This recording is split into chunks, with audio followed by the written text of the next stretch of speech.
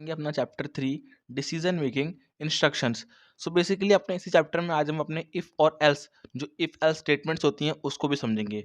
So basically if else statements वगैरह हैं इस चैप्टर 3 का ही पार्ट है डिसीजन मेकिंग इंस्ट्रक्शंस में।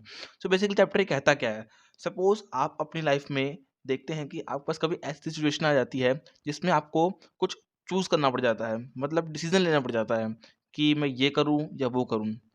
आओ एक एग्जांपल समझते हैं। सपोज हमारे पास 2 फ्रेंड्स हैं, एक का नाम है रवि और एक का नाम है रीना, ठीक है? ये आपके दोनों फ्रेंड्स हैं एंड किसी मानिए आज आपका आज क्या कहते हैं इन्हीं दोनों का आज रीना का बर्थडे है एंड रवि के घर पार्टी है, ठीक है? सो सेलिब्रेशन रवि के घर पे और रीना के घर पे बर्थडे पार्टी है और आपको इन्विटेशन आया है कि आपको शाम को जाना है और टाइमिंग दे रखी है, दोनों की टाइमिंग सेम है 3 से 6 शाम इवनिंग में, ओके?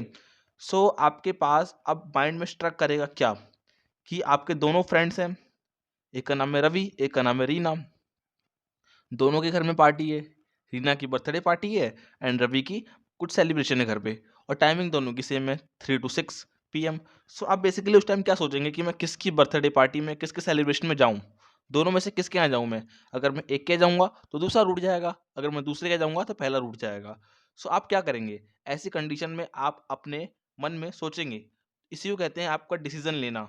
मतलब आप कुछ कंडीशन बनाएँगे। आप कंडीशन क्या सोचेंगे कि सपोज़ चलो मैं कंडीशन बनाता हूँ। आप मन में सोचेंगे कि जो फ्रेंड मेरा बहुत ज़्यादा ही सपोर्टिव है, जो मुझे हर टाइम सपोर्ट करता है, मेरी हर टाइम हेल्प करता है, मैं पहले उसके यहाँ सेलिब्रेशन करने जाऊँगा और बाद में किसी दूसरे के चले जाऊँगा।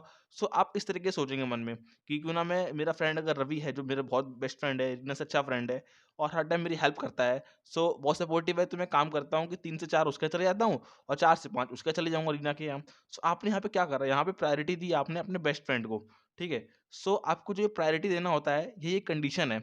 मतलब आप अपने मन में कंडीशन बनाते हैं कि आपको क्या करना बेस्ट रहेगा। सो यही हम पढ़ेंगे आज अपने स्टेटमेंट्स इफ एल्स स्टेटमेंट्स में। सो यही चैप्टर डिसीजन मेकिंग इंस्ट्रक्शन में यही बोलता है हमसे कि हम अपनी लाइफ में फंस जाते हैं कभी कभार ऐसी सिचुएशन में जहाँ पे हमें डिसीजन लेना पड़ता है। सो आइए देखते हैं अपना इस चैप्टर को जो कि इसी चीज़ से डील करता है। सबसे पहले पढ़ेंगे हम decision making cash flow chart को। देखिए ये कवर करता है आपके एंटायर टॉपिक्स को। आपके डिसीजन मेकिंग जो चैप्टर है इसके अंदर ही आपको ये ब्रॉड एंटायर टॉपिक्स पढ़ने हैं। पहला पढ़ना है आपको इफ एल्स, सेकंड आपको पढ़ना है ये स्विच। तो देखिए आपको जो स्विच वाला पार्ट है उसको हम अपनी नेक्स्ट वीडियो में एक्सप्लेन करेंगे। अभी हम आपके इफ एल्स वाले पार्ट को एक्सप्लेन करेंगे जिसमें हम बेसिकली फोकस करेंगे आपके इफ पार्ट को और इफ एल्स पार्ट को, ठीक है? ये भी आपको अपने नेक्स्ट वीडियो में एक्सप्लेन करेंगे हम। So for the further lectures आपको इन तीनों को एक्सप्लेन करेंगे फर्दर लेक्चर्स में, बट अभी हमारा फोकस है अपना इफ में और इफ एल्स में, ओके? सो इफ को देख लीजिए। इफ एल्स में आपके ये चार पार्ट्स आ गए, एक इफ स्टेटमेंट, एक इफ एल्स और इफ एल्स इफ और एक नेस्टेड इफ। आइए देखते हैं अपने आगे if statement. So basically what is if statement? अपनी सी लैंग्वेज के अंदर इफ स्टेटमेंट होती क्या है? तो देखिए if statement is the most simple decision making, एक डिसीजन मेकिंग स्टेटमेंट है। इसका यूज करते हैं हम कोई डिसीजन लेने के लिए, ठीक है? तो आगे हम देखते हैं कि कैसे हम इस स्टेटमेंट का यूज करते हैं। सबसे पहले हम देखेंगे इसका सिंटेक्स। सो ये आपका सिंटेक्स है जहाँ पे आप क्या करते हैं, ये आपका सिंटेक्स है एंड इफ के आगे ये क्या लगा है ब्रैकेट के अंदर कंडीशन है एंड ये फर्दर ब्लॉक ऑफ कोड जो आप इसके अंदर लिखेंगे बॉडी वाले पार्ट में। सो ये क्या है, ये कंडीशन है इफ के आगे एंड ये इफ का बॉडी है, ये जो कर्ली ब्रेसेस के अंदर आ रहा है और इस बॉडी के अंदर आप कुछ ब्लॉक ऑफ स्टेटमेंट से ब्लॉक ऑफ कोड देंगे, ठीक है? सो यहाँ पे कंडीशन अगर ट्रू होती है तो ये अंदर वाला बॉडी वाला पार्ट रन करता है, मीन्स अंदर वाले कोड आपके रन करते हैं, ठीक है? एग्जीक्यूट करते हैं अंदर के कोड्स आपके। सो आपकी कंडीशन ट्रू होना बहुत जरूरी है उसके लिए, तभी ये अंदर रन करेगा। अगर ये फॉल्स होती है तो अंदर की चीज़ें रन नहीं होंगी, अंदर के स्टेटमेंट्स अंदर के कोड्स एग्जीक्यूट नहीं होंगे। सो कैसी कंडीशन? ठीक है, सपोज मेरे पास दो नंबर है, एक इंट ए वेरिएबल है जो कि इंटीजर है जिसकी मैंने वैल्यू दी 10 और एक इंट बी जिसकी वैल्यू मैंने दी 20। तो मैं यहाँ पे मैं कंडीशन डालता हूँ ए लेस देन बी। क्या ए बी से छोटा है? ए क्या है 10 और बी क्या है 20। तो ए जो 10 है क्या बी 20 से छोटा है? हाँ छोटा है, तो अंदर वाले कोड्स क्या करेंगे, रन कर जाएंगे, अंदर वाले स्टेटमेंट्स रन कर जाएंगे। बट अगर मैं इसका उल्टा लिखता हूँ ए इज ग्रेटर देन 20, तो क्या ये ट्रू है? क्या 10 20 से बड़ा है? नहीं। क्या एक बी से बड़ा है? नहीं। तो ये अंदर वाले स्टेटमेंट्स रन नहीं करेंगे। आगे देखते हैं। देखिए इसको एक बार हम अपने फ्लो चार्ट समझ लेते हैं कि हमने क्या करेंगे, कंडीशन देंगे। अगर वो ट्रू होती है, जो इफ का बॉडी पार्ट है उसके अंदर के स्टेटमेंट्स क्या होते हैं, रन हो जाते हैं, फिर बाद में अपना क्लोज हो जाता है। एंड अगेन अगर ट्रू नहीं है तो क्या करेगा, इफ स्टेटमेंट के बाद कुछ अंदर के कोड्स रन नहीं करेंगे, ठीक है? सीधा एग्जिट हो जाएगा। तो अपना ये एग्जाम्पल है इफ स्टेटमेंट का। अब आइए अपने इस इफ स्टेटमेंट के एग्जाम्पल को एक बार हम अपने वीएस कोड में देखते हैं कि कैसे कंडीशन देते हैं हम और कैसे अंदर के स्टेटमेंट से कोड रन करती है, और अगर ट्रू नहीं होती है तो कैसे नहीं रन करती है। सो अपना हम वीएस कोड ओपन कर लेते हैं। सबसे पहले यहाँ पे हमने अपना विजुअल स्टूडियो कोड खोल लिया है। अब हम देखेंगे इफ फंक्शन का कैसे हम प्रोग्राम बनाते हैं। तो सबसे पहले हम क्या करते हैं कि एक सिंपल प्रोग्राम बनाते हैं जिसमें हम इफ फंक्शन को यूज़ करेंगे। मैं बनाता हूँ सिंपल प्रोग्राम। सो यहाँ पे हम सबसे पहले इसके टॉप पे लिख देंगे #include stdio.h। इसके बाद इंट मेन फंक्शन, एंड इसके बाद यहाँ पे हम सपोज एक वेरिएबल ले रहे हैं जिसकी वैल्यू है 10। एंड हम क्या करते हैं कि अब यहाँ पे अपना इफ फंक्शन का यूज़ करेंगे। ठीक है, तो जो हमने इफ फंक्शन देखा उसको भी यहाँ पे सीधे इम्प्लीमेंट करेंगे हम। ये हमारा इफ फंक्शन है जिसके अंदर हम डालेंगे कंडीशन, एंड यहाँ पे जाएगा इसका अंदर का ब्लॉक ऑफ कोड, जो स्टेटमेंट हम प्रिंट करवाना चाहते हैं, फिर कुछ भी कोड हम जो रन करवाना चाहते हैं उसके अंदर डालेंगे। पहले में कंडीशन दे देते हैं। कंडीशन ये है कि अगर a इज़ ग्रेटर देन 5 हो तो क्या प्रिंट कर दे, printf। printf फंक्शन यहाँ पे यूज़ करेंगे हम। यहाँ पे हम प्रिंट करवाएंगे a is greater then 5। Okay, यहाँ पे भी ये प्रिंट करवाएंगे। अब आप में क्या करेंगे, यहाँ पे नीचे डाल देंगे रिटर्न 0, जो कि पता है हम क्यों डालते हैं। सॉरी, मैंने गलत जगह डाल दिया। एंड यहाँ पे थोड़ा इसको बड़ा करते हैं, and I think it's good, return 0, and now curly braces close कर देते हैं। सो ये हमारा था इफ फंक्शन का हमने यूज़ करके एक क्या करना चाहिए, स्टेटमेंट प्रिंट करवानी चाहिए। अब देखिए क्या होता है ना, जब मैंने इफ फंक्शन का यूज़ कराया तो बेसिकली यहाँ पे कंडीशन आएगी, जहाँ मैंने कंडीशन डाल रखी है a इज़ ग्रेटर देन 5, जहाँ मैंने a की वैल्यू क्या दे रखी है, a की वैल्यू 10 दे रखी है।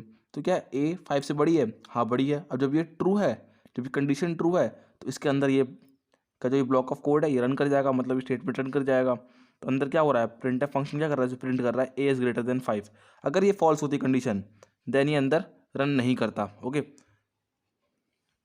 तो अब मैं इसे रन कराने जा रहा हूँ। इसे सेव करेंगे Ctrl+S से, एंड नाउ से हम रन कराते हैं।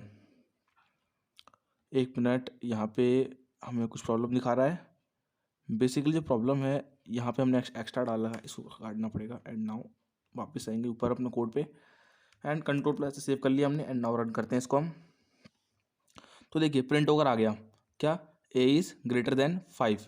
सो अभी देख सकते हैं प्रिंट होकर आ गया a इज़ ग्रेटर देन 5। अगर मैं इस कंडीशन को फॉल्स कर दूँ, मतलब मुझे पता है कि 5 10 से छोटी वैल्यू है, बट मैं इसको फॉल्स कर देता हूँ। मैं कहता हूँ कि a इज़ ग्रेटर देन 20। क्या अब ये कंडीशन ट्रू है? अब आप ये देखिए, जो ये कंडीशन है ये a इज़ ग्रेटर देन 20 का, ये ट्रू है? ये ट्रू नहीं है, क्योंकि 10 20 से कभी बड़ा नहीं हो सकता। तो क्या अंदर वाला जो स्टेटमेंट है printf, ये रन होगा? नहीं रन होगा। इसको एक बार हम रन करा के देखते हैं होता है नहीं होता है। ये देखिए नहीं रन हुआ। आप देख सकते हैं यहाँ पे हमारे कोई आउटपुट नहीं मिला है, और ना ही कोई आउटपुट आएगा। पर जैसे ही मैं इस कंडीशन को ट्रू कर देता हूँ सो वैसे ही इसका आउटपुट आ जाएगा, a is less then 20। So yes, 10 20 छोटा है। मैं इसे रन करूँगा, ये प्रिंट हो जाएगा। ये देखिए a इज़ ग्रेटर देन 5, जो नीचे वाला मेरा स्टेटमेंट है प्रिंट होकर आ गया, a इज़ ग्रेटर देन 5 20 कर दे रहा हूँ यहाँ में, एंड सेव कर दिया मैंने। एंड नाउ अब रन कराया मैंने इसको, ये देखिए प्रिंट होकर आ गया a is greater then 20। Okay, so okay friends, आपको समझ में आ गया। एंड नाउ हम एक काम करते हैं, वापस से अपने डॉक्यूमेंट पे आते हैं, एंड फ्रॉम करंट स्लाइड यहाँ पे आप देखते हैं अपना नेक्स्ट स्टेटमेंट, जिसे कहते हैं इफ़ एल्स स्टेटमेंट। तो हमने इफ़ स्टेटमेंट में देखा कि अगर कोई कंडीशन हम देते हैं, अगर वो ट्रू होती है तो अंदर के जो ब्लॉक ऑफ स्टेटमेंट्स हैं, ब्लॉक ऑफ कोड्स रन कर जाते हैं। बट इफ़ एल्स क्या है, इफ़ में क्या होता था, अगर ये सही है तो ये होगा, और नहीं है तो नहीं होगा, मतलब जो भी हम कंडीशन दें। बट इफ़ एल्स में क्या होता है, अगर ये होगा तो ये होगा, पर अगर नहीं होगा तो नहीं होने वाली स्टेटमेंट है उसको भी रन कराने के लिए हम एल्स का पार्ट यूज़ करते हैं। मतलब इफ़ में अभी तक ये हो रहा था कि अगर इफ़ में जो कंडीशन देते थे हम, अगर वो कंडीशन होल्ड करती थी तो अंदर के कोड्स रन करते थे, बट अगर होल्ड नहीं करती थी तो नहीं रन करते थे। बट हम वही कंडीशन को यूज़ करेंगे, मतलब अब वही कंडीशन है हमारे पास, बट अगर नहीं होल्ड करेगी तो एल्स वाला पार्ट वर्क में आएगा। इसका मतलब क्या है, देखिए, the if statement alone tell us that if a condition is true it will execute a block of statement. वही बात इसने बोली कि अगर एक स्टेटमेंट हमने इफ स्टेटमेंट लगाई है, अगर उसके अंदर कंडीशन ट्रू है तो वो ब्लॉक ऑफ कोड क्या होगा, एग्जीक्यूट करेगा। But if the condition is false it won't. But what if we want to do something else if the condition is false? Here comes the else statement. We can use the else statement with the if statement to execute a block of code when the condition is false. जैसे कि मैंने कहा कि अगर condition false होती है तो if statement के अंदर वाला कोड रन नहीं करता है, बट अगर हम if else का यूज़ करते हैं तो जो else वाला पार्ट है वो रन कर जाएगा अगर कंडीशन false होगी तो। ठीक है, अब एक सिंटेक्स देखते हैं इफ एल्स स्टेटमेंट का। सो बेसिकली हमारा सिंटेक्स है इफ एल्स स्टेटमेंट का, देख सकते हैं आप। इफ के अंदर जो हमने कंडीशन दी थी पहले, वो तब रन करती थी जब ये कंडीशन ट्रू होती थी एंड ये ब्लॉक ऑफ कोड्स रन करते थे। अब ये एल्स वाला पार्ट है, अगर ये होल्ड नहीं करती है, मतलब ये ट्रू नहीं है, तो ये रन कर जाएगा एल्स वाला पार्ट, और एल्स के अंदर वाले ब्लॉक ऑफ कोड्स या ब्लॉक ऑफ स्टेटमेंट्स रन कर जाएंगे। सो यही है इफ एल्स स्टेटमेंट, मतलब एक एडिशनल क्वेश्चन, एक एल्स को और जोड़ दिया इसके अंदर। अगर ये नहीं होता है तो ये रन करने लगता है, बस ये है एल्स। ठीक है, आगे बढ़ते हैं। इफ एल्स का एक बार हम फ्लो चार्ट समझ लेते हैं फिर से। सपोज मैंने स्टार्ट से एक कंडीशन डाली, इफ में कंडीशन डाली, अगर वो ट्रू होती है तो इफ की बॉडी के अंदर जाएगा और वो स्टेटमेंट अंदर के रन हो जाएंगे and exit. But if condition अगर फॉल्स हो जाती है, यहाँ पे ट्रू थी, यहाँ पे कंडीशन अगर फॉल्स हो जाती है तो क्या होता है, एल्स वाली बॉडी के अंदर जाएगा वो एंड स्टेटमेंट इसके अंदर जो होंगी वो रन होंगी और एग्जिट। ओके, ये हमारा सिंपल फ्लो चार्ट था। अब एक बेसिक प्रोग्राम बनाएंगे जिसमें हम देखेंगे इफ़ एल्स कैसे मतलब वर्क करता है हमारे प्रोग्राम के अंदर। सो यहाँ पे मैंने एग्जांपल दे रखा है इसी फाइल पे, तो आप एक बार देख सकते हैं इसको। आगे तो हम VS कोड पे करेंगे अभी। सो देखिए, ये हमने बना लिया है। यहाँ पे हमने एक वेरिएबल बनाया है इंट आई बराबर 20 एंड मैंने अगेन एक वेरिएबल लिया है ए। उसकी वैल्यू मैं यूज़र से मांगूंगा, यहाँ मैंने कोड नहीं लिखा उसका, बट आप समझ लीजिए यूज़र ने वैल्यू 30 दी है हमें। ठीक है, अब इसमें मैंने एक स्टेटमेंट दे रखी है, if i is less than a. अगर आई जो एक वेरिएबल है जिसकी वैल्यू 20 है, वो अगर वेरिएबल ए से छोटा है, जो कि जिसकी वैल्यू यूजर ने 30 दी है, तो क्या हो, ये स्टेटमेंट रन हो जाए। बट अगर ऐसा नहीं है तो एल्स वाला पार्ट रन कर जाए, क्या, आई इज ग्रेटर देन ए। तो देखिए कि आई 20 जो है वो 30 छोटा है, हाँ छोटा है, तो क्या प्रिंट हो क्या आएगा, आई स्मॉलर देन ए। बट अगर मैं 20 की जगह यहाँ 40 कर दूँ तो क्या 40 30 छोटा है, 40 30 छोटा है, नहीं होगा। तो कौन सा वाला पार्ट रन करेगा, ये वाला पार्ट रन करेगा, एल्स वाला पार्ट, एल्स की बॉडी वाला पार्ट रन करेगा, ये स्टेटमेंट प्रिंट हो जाएगी, i is greater than a. And now अपने VS कोड में हम जाते हैं और वहाँ पे जाकर के हम अपना इफ़ एल्स वाला स्टेटमेंट को एक बार वर्क करा के देखते हैं। तो मैं इसको रिमूव कर देता हूँ यहाँ से। एंड नाउ मैं यहाँ पे एक इफ़ एल्स स्टेटमेंट के लिए प्रोग्राम बनाता हूँ सिंपल।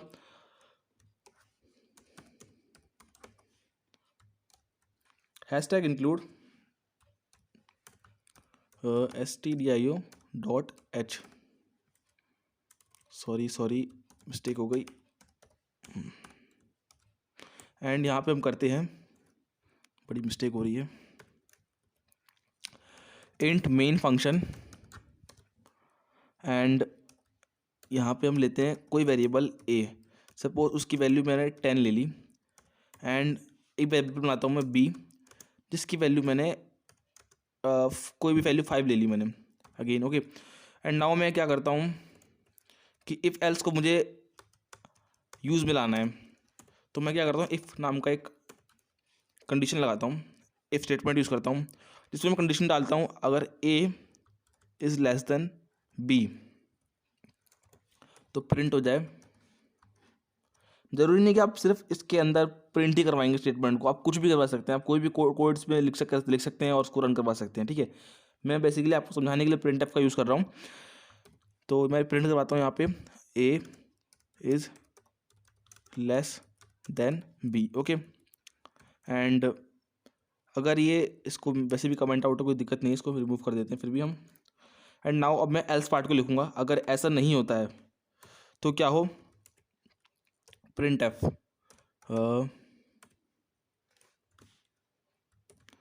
ए इज ग्रेटर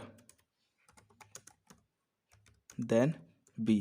तो प्रिंट कर दे कि ए क्या है, बी से ग्रेटर है। एंड लास्ट में हम क्या करेंगे, रिटर्न 0, इसको घर भेज दिया हमने, Ctrl+S। ओके, एंड नाउ इसे अब रन कराते हैं हम, कि देखिए क्या प्रिंट होकर आया, ए बी से बड़ा है, a is greater than b. ऐसा क्यों प्रिंट हुआ, a is greater than b print क्यों हुआ, ए की वैल्यू क्या है 10 है, बी की वैल्यू क्या है 5 है, तो 10 5 से बड़ा है, मतलब ए बी से बड़ा है, तो यहाँ पे कंडीशन तो होल्ड ही नहीं कर रही है, यहाँ पे ए लेस देन बी है, जबकि आ तो A is greater than B रहा है, तो वो एल्स पार्ट में जाएगा, क्योंकि ये कंडीशन होल्ड नहीं कर रही है तो अंदर वाला स्टेटमेंट क्या रन नहीं होगा, बट एल्स वाला पार्ट रन हो जाएगा। क्या प्रिंट हो क्या आएगा, A is greater than B.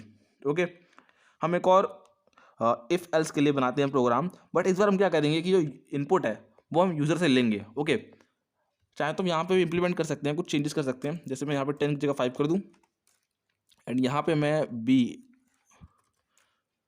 यहाँ 5 की जगह मैं 10 कर दे रहा हूँ। ठीक है, यहाँ मैंने हेरा फेरी कर दी, Ctrl+S दबाऊंगा और सेव कर दूंगा। इसके बाद मैं इसको रन करता हूँ, एंड देखिए अब क्या लिख के आ रहा है, A is less than B, जो कि होना था। क्यों हुआ ऐसा, A is less than B लिख के क्यों आया, मतलब जो ये वाली स्टेटमेंट है ये रन कर गई, मतलब ये वाला कंडीशन ट्रू होल्ड कर गया, मतलब ट्रू है। A is less than B क्या है ऐसा, 5 10 छोटा है, ये तो पता ही है आपको, छोटा ही है, मैं भी कैसी बात पूछ रहा हूँ। एंड अब हम क्या करते हैं कि एक इफ एल्स प्रोग्राम एक और बनाते हैं, जिसमें हम यूजर से इनपुट लेंगे और फिर चेक करेंगे इफ एल्स को। ठीक है, मैं इसको रिमूव कर देता हूँ, फिर से प्रोग्राम लिखते हैं हम। इस बार क्या करेंगे, इस बार हम यूज़र से इनपुट लेंगे। सो एक प्रोग्राम हम बनाते हैं, थोड़ा इसे बड़ा कर लेते हैं, एंड ये बड़ा नहीं हो, थोड़ा, हाँ इतना सही है। एंड नाउ बनाते हैं हम hashtag include stdio.h int main function. Okay, यहाँ पे हम क्या करेंगे, इंट ए नाम का एक वेरिएबल बनाते हैं, सपोज बी बना देते हैं हम। ओके, आपको पता ही है, आप चाहें तो ऐसे भी लिख सकते हैं, int A comma B, oh sorry mistake हो गई, int A comma B, and इसे हम करेंगे ऐसे।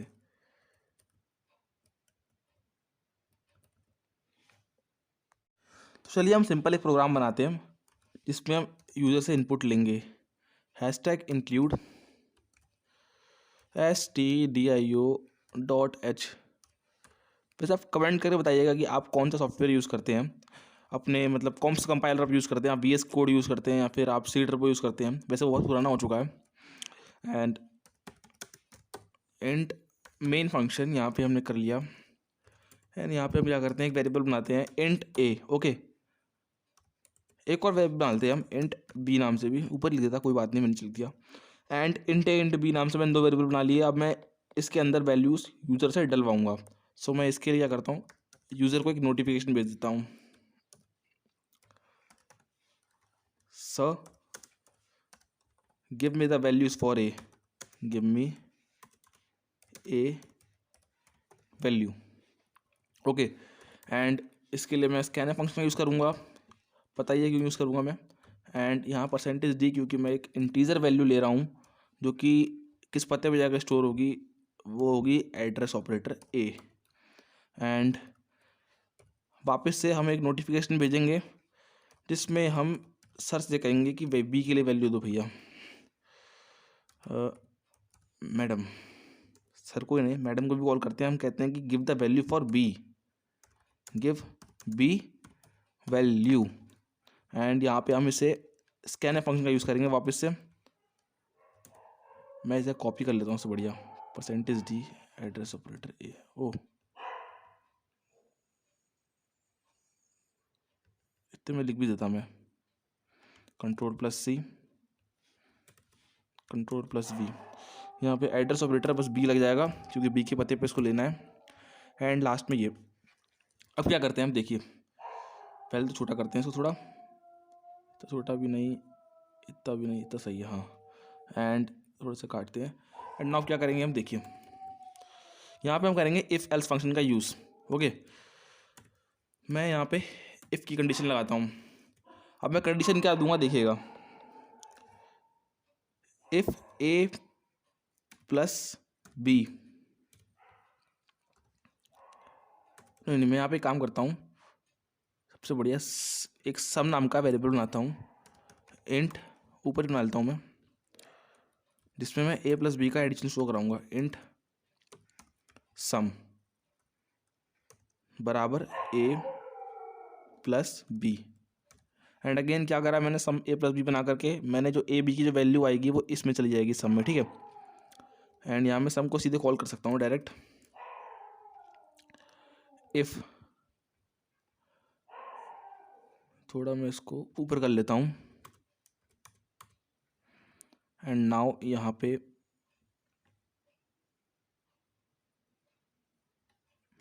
हाँ, अगर सम बराबर बराबर 10 होता है, ओके, नहीं ये कंडीशन सही नहीं, सम इज ग्रेटर देन अगर 10 होता है, ग्रेटर देन इक्वल टू भी लगाता हूँ मैं, देन आप क्या प्रिंट करिए, प्रिंट फंक्शन का यूज़ करेंगे, हम कहेंगे कि आप प्रिंट करिए कि आपका सम 10 से ज़्यादा है, ओके, ये प्रिंट कर दीजिए। और अगर ये ऐसा नहीं है तो आप एल्स पार्ट में जाइए, हमारे पास उसके लिए भी ला रहे, हम क्या करते हैं, ये प्रिंट कर दीजिए प्रिंट फंक्शन में जा कर के, एंड आपका सम 10 से छोटा है, 10 से ज़्यादा ही नहीं है, 10 के बराबर भी तो है, 10 से ज़्यादा और बराबर है, ओके। एंड क्या करते हैं, अब हम जाके इसकी दी एंड देते हैं, रिटर्न 0, पता नहीं कैप्स लॉक कैसे मेरे से खुल गया, रिटर्न 0, एंड इसे हम क्लोज कर देते हैं। सो देखिए बेसिकली क्या हुआ,